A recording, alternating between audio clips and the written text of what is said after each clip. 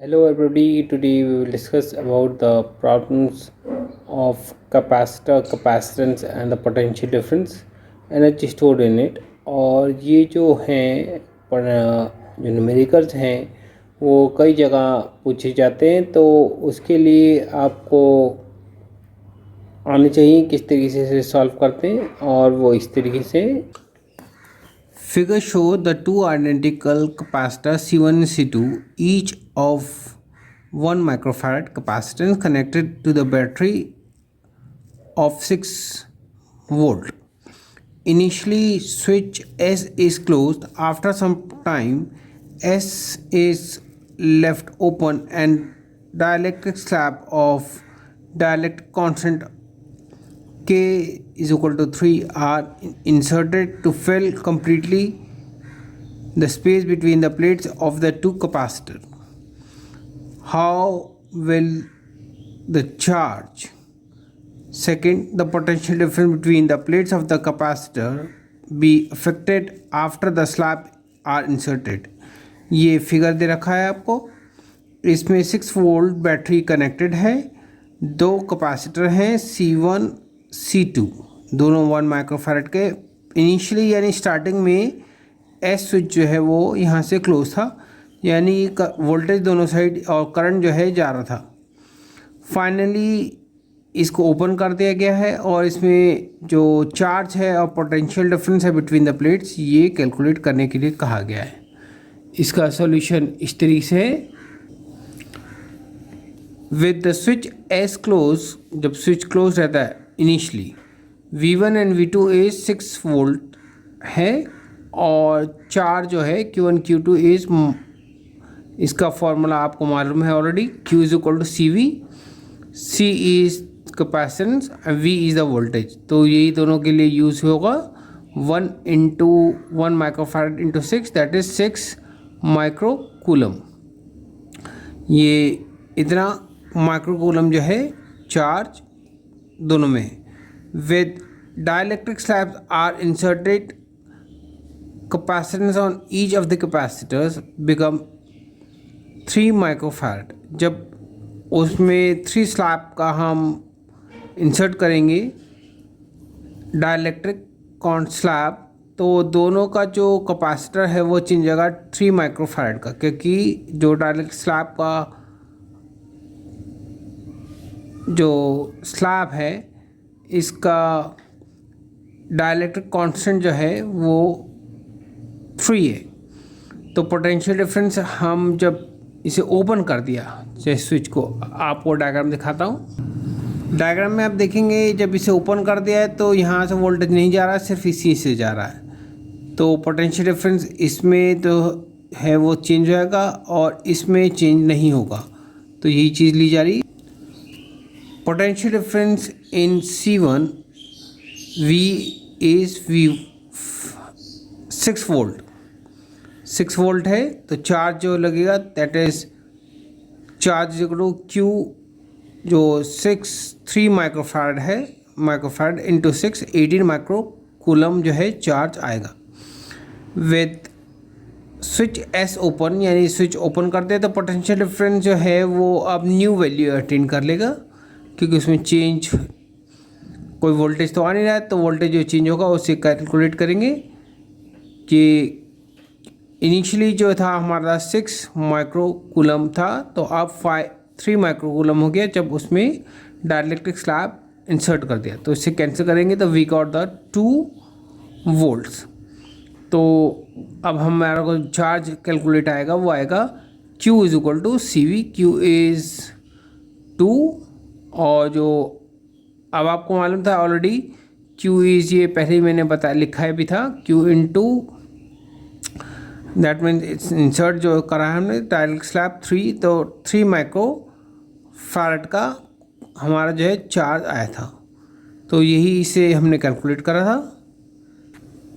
इसमें यही सबसे मेन कॉन्सेप्ट है कि जब आप ओपन कर दें, यानी मैं डायग्राम दिखाता हूँ, जब इसे ओपन कर देंगे यहाँ से तो जो पोटेंशियल है वो चेंज नहीं होगा, इसमें चेंज होगा। तो इसमें यही मेन कॉन्सेप्ट है सॉल्व करने का। Two parallel plates capacitor X and Y have the same area of plates and same separation between the plates. X has air between the plates while the Y contain a dielectric medium of epsilon R is equal to 4. Calculate the capacitance on each of the capacitor if equivalent capacitance of the combination is 6 microfarad is given. Calculate the potential difference between the plates of X and Y. Estimate the ratio of the electrostatic energy stored in X and Y. यहाँ problem ये figure दे रखा है आपको।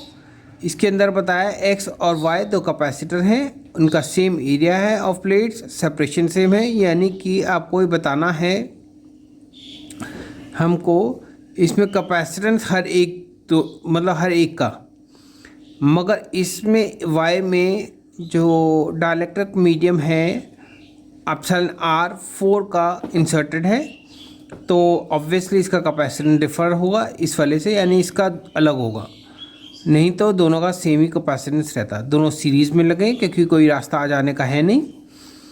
इसमें total बताया है जो capacitance है वो 4 माइक्रोफैरड का है। फिर इस पे जो पोटेंशियल लगा है वो calculate the potential difference between the, इन दोनों को कॉम्बिनेशन में 15 वोल्ट का पोटेंशियल लगा है। थर्ड में इन्होंने बोला है रेशियो बताना है इलेक्ट्रोस्टैटिक एनर्जी स्टोर्ड एक्स और वाई के बीच में। तो ये क्वेश्चन है, आप इसका सोल्यूशन देखेंगे। Solution x is equal to C then y is 4c। ये 4 जो है आपका डाइलेक्ट्रिक कांस्टेंट दे रखा है एप्सिलॉन r 4c, क्योंकि दोनों सीरीज़ में है। सीरीज़ का फॉर्मूला आपको मालूम है, that equivalent c is equal to C x C y upon C x plus C y.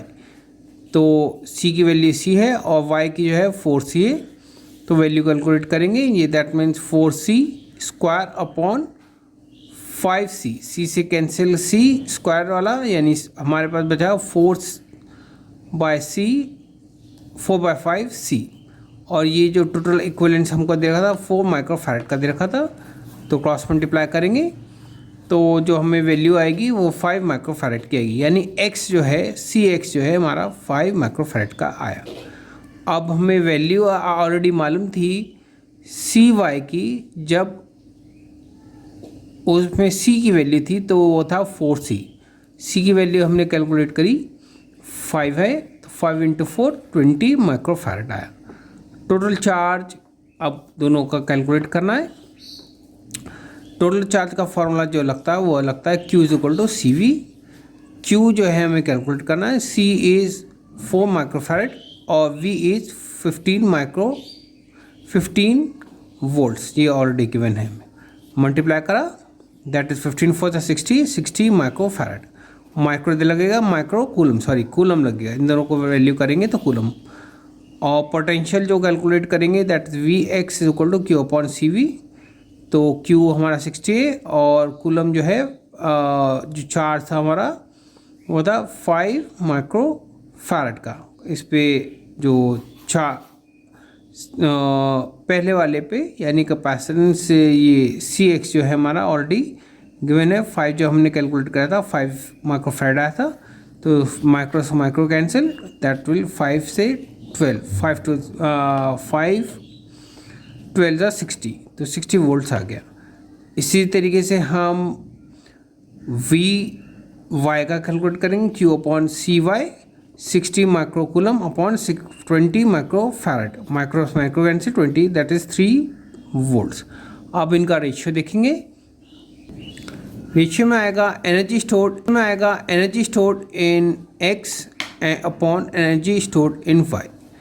तो Q हाफ CV स्क्वायर लगता है, हाफ लगा 1/2 C, वोल्टेज हमारा 12 है, 12 का स्क्वायर डिवाइडेड बाय 1/2 4C 3 का स्क्वायर। तो ये कैंसिल कर देंगे, C से C कैंसिल और 4 से 2 कैंसिल, और ऐसे कैलकुलेट करेंगे तो 4/1 और 4:1 हमारा रेशियो कैलकुलेट आ जाएगा। ये तीनों जो क्वेश्चन में पूछे गए थे ये सॉल्व इस तरीके से हो जाएंगे। आज के लिए बस इतना ही, और जिन्होंने मेरा चैनल सब्सक्राइब नहीं किया है सब्सक्राइब कर दें, शेयर करें और लाइक करें, जिससे कि उन्हें मेरे आने वाले वीडियोस के अपडेट्स मिलते रहे और उनका स्ट्रॉन्ग फिजिक्स रहे। Thank you.